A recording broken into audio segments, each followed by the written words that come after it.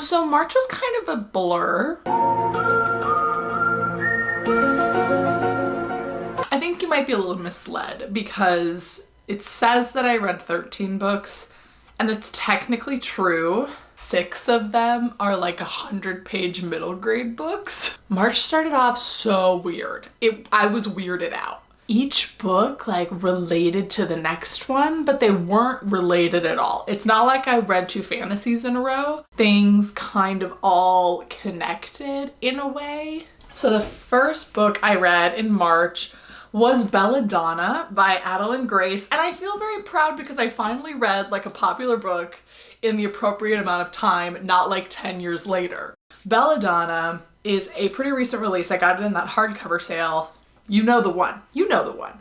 It's a YA fantasy, first of a series, and it's about this girl, and she was orphaned as a baby. And there's this thing where like every new place that she goes, her caretakers die. Everyone dies that she goes to live with. The magic is like a little icky, you can tell by the cover, very like nature, flowers, bugs, spring, which is gonna carry on through my month, let me tell you. She has this connection with like nature, and like bugs and leaves are like growing out of her at some point, and we just all are fine with it. And another thing about her is that she can see spirits of the dead people, like all around. She's like, hey, you died yesterday? Like all of her guardians who have died, she's like, hey, what's up? And they're like, what the heck? What the heck? So then she finally goes to Thorn Manor. These like rich relatives that she didn't know existed. And it's also had a little bit of a murder mystery. And I think that the next book also will have that sort of murder mystery vibe. What I found recently in YA fantasy is that you've got your classic YA fantasies like ACOTAR, Shadow and Bone, like From Ash and Blood, all that stuff, where it's all about the royalty and the governance and the powers, right? And then there's another genre where it's like, we're gonna solve a crime every book. And this is definitely more episodic. Once you read so many of the same type of YA fantasies, it all just like... The next book I read, every once in a while, I like to go to the library and just like literally pick a random book off of the shelf that is not like a hyped book. And that book was The Kitchen Daughter. I'm sure that you haven't heard of it, but the author has written like cookbooks and then this book, and that's it. I really did like it, but it was definitely written in 2011. What the book presents us with is a woman who's about, I think in her 30s or her late 20s or 30s, and she has Asperger's. Again, this book was written in 2011, so I don't think it aged horribly, but it would not be politically correct to our standards right now. And this woman, she lives with her parents, and then both of her parents die, and now she and her sister are living in this house. Main character's big thing is cooking. Like, she loves to cook. And when I tell you this book made me so hungry, it would go from like a normal book, and then it would be just like paragraphs of like ASMR cooking, like step by step, like that fragrance. I was so hungry. And each chapter started with a recipe card. And the chapter title would be like pumpkin soup or something. And then it would have the recipe card, and it would have who the recipe card is from. And the thing about it, it's like a magical realism book. Whenever she makes the recipe, the person's spirit comes into the kitchen and talks to her. But they only last until like the smell of whatever she cooked like goes away. I think it's similar to like where, I haven't read this, but Before the Coffee Gets Cold, I think there's a similar thing where like it's until the coffee gets cold. And this is more like until the scent goes away.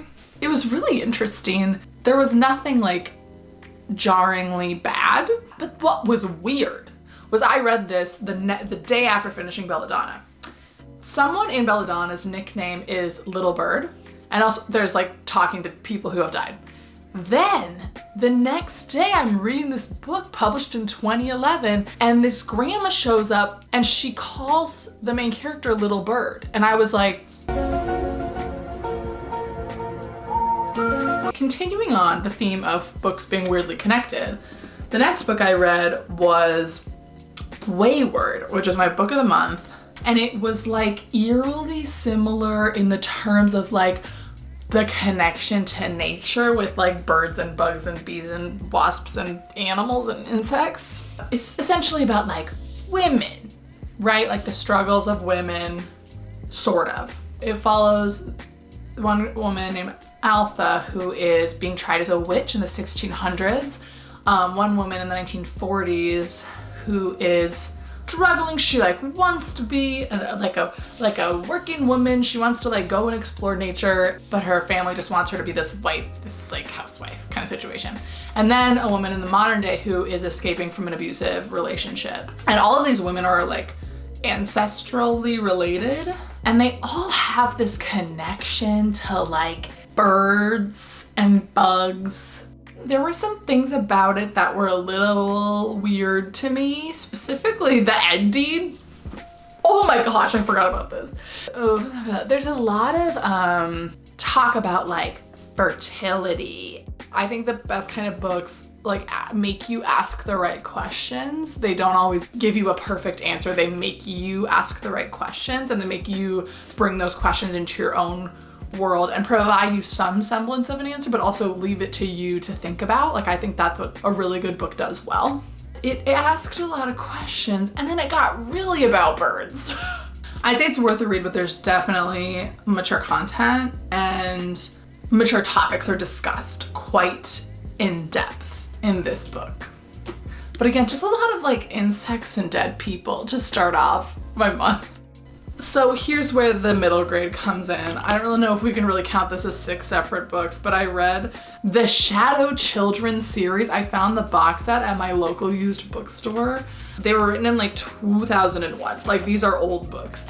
But I remember just like reading the heck out of these when I was younger. And they're about essentially population control, which is a heavy topic for like a 4th grader, but that's definitely how old I was. It starts off with this boy who is the 3rd child in a society where you're only allowed to have 2 children, and they will like kill off the 3rd child.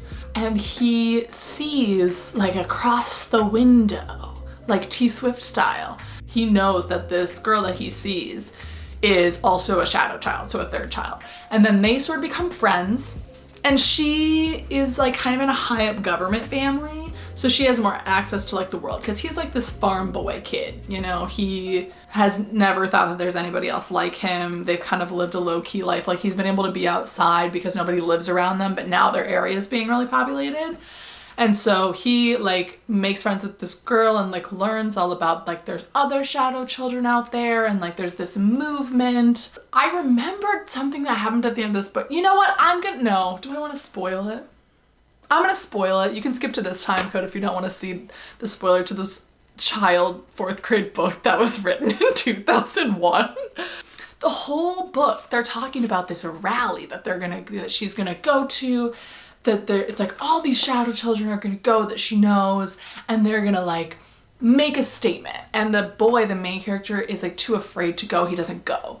And then like weeks pass and he doesn't hear anything about it on the news, and he's like, that's weird. And then he goes over to her house to like see what the heck is up. And then her dad is like, they killed all of the children who went to the rally. Me as a 4th grader, I was in shock. I was like, you're really gonna kill off my girl Jen? I always love reading books that are designed for like elementary schoolers, because the way that they handle complex topics is so funny to me, because it can't give the nuance. Because the reason there's population control is because of like a food crisis. Like, there's not enough food, but really it's about the distribution of the food. And so this book presents this idea of like, well, if we just distribute the food differently, well, then that'll be fine. Then we'll fix everything. The government's just stupid.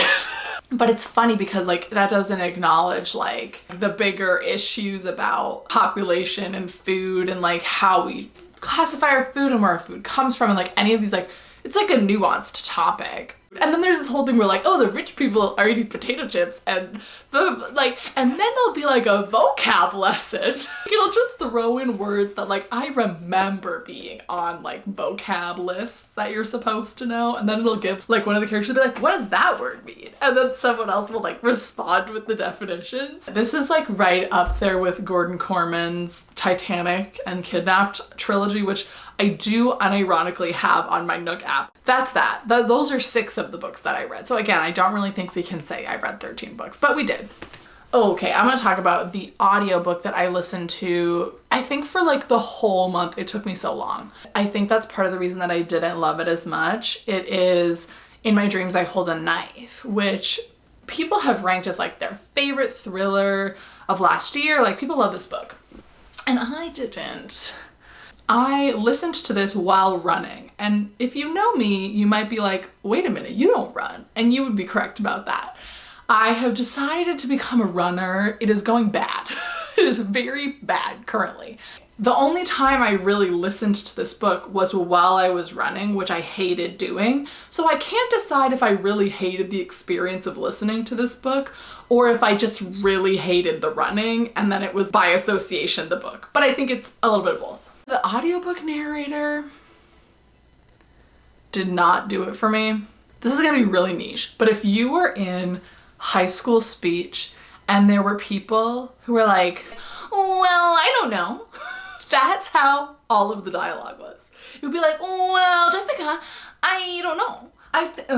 I really did not like this audiobook narrator very much. Sorry, if you're watching this, I'm sure you're great, but I did not appreciate the reading experience. Very dark academia, college, preppy school kind of situation. And it's about this woman, Jessica, going back to her 10-year reunion. And when she was in school, like one of her good friends was murdered. And it's like, so she goes back, and so it's split timeline between the past when everything was happening and now when they're all kind of being confronted about it again. There's somebody who's trying to solve this crime, right? And here's what I have to say about dark academia is that I don't actually think I like it. I don't think I had the typical college experience, definitely not the like prep school college experience. Like she goes to like an Ivy League. And if you went to an Ivy League, please tell me that this is not how people actually are. Like the whole sorority life, I know that sororities do a lot of good things, and I know that some of them are really good for like bonding and like making friends. I'm sure that there's good things about sororities, but like this like prep sorority, like superficial, like catty money and being the best and being popular, getting the best internship and the best college and like doing drugs to make yourself skinny and sleeping with people to get things that you want. Like I just like really hope that that's not what reality is. Things I don't find to be like fun to read about or like, ooh, academic, like dark, like sexy to read about is infidelity and drug abuse and like crippling debt. Like I don't find those things to be enjoyable to read about and to be used as like this is like the vibes, you know? Okay, if you feel like your only value is because of your grades, how much money you have, like that is just like so not true. And I just urge you to find a circle of people and a place in your life who value you for you as a person. It just like made me angry that people in this space exist. The book itself was fine. The twists were good. I kind of predicted everything that happened, but it's one of those books where you could make any prediction that you make could be justifiable. If the things that I'm talking about sound like you would enjoy them in a book, that's totally fine. I enjoy elements of those being brought into books, but when the whole book is like, I know that it doesn't idolize this culture and this idea. To an extent, I think any book with like dark academia vibes kind of does. I don't think it's like bad to read it or bad to enjoy it, but it's just not what I'm gonna like prefer to consume. So yes, then I went on my retreat in the woods. So the next books I'm gonna be talking about are books that I read in my 24-hour readathon. First book I read in that time was The Very Secret Society of Irregular Witches.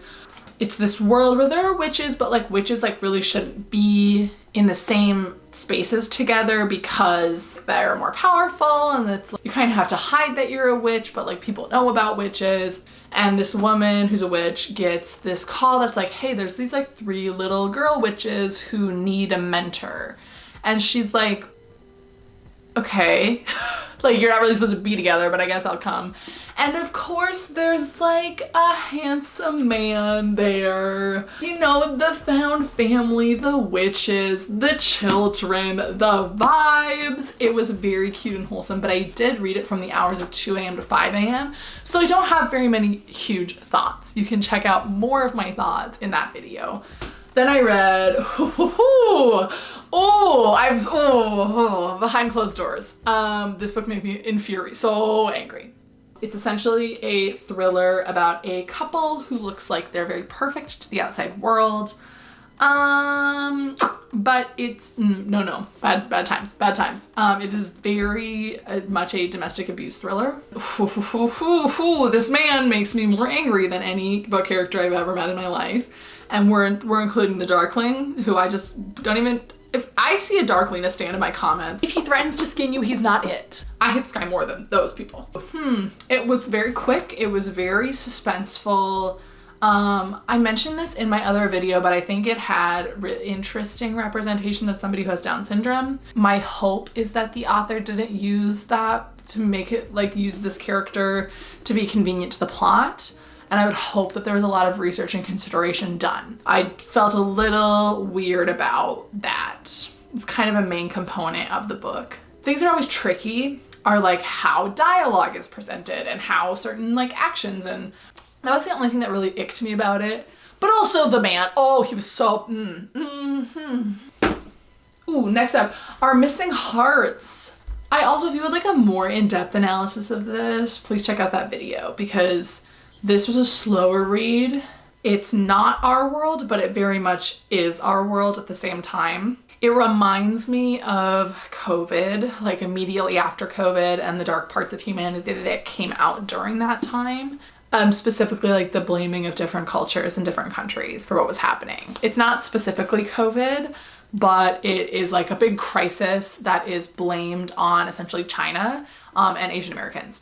It's from the perspective of multiple people, but mainly this boy named Bird who is 12 and he's looking for his mother, who it seems is like a part of some sort of resistance, right? Like his dad's like, we don't talk about your mom, like, so he's trying to find his mom. It doesn't have dialogue tags. It's written very poetically. It's very heavy. It talks a lot about how governments can use like children to instill power and control. If you're sensitive about like the pandemic and still feel a lot of anxiety about the pandemic and don't really want to like immerse yourself in that kind of a world, I would not recommend reading this, but I think it presents a lot of good points. Had a lot of good things to say. Also, the cover is absolutely gorgeous.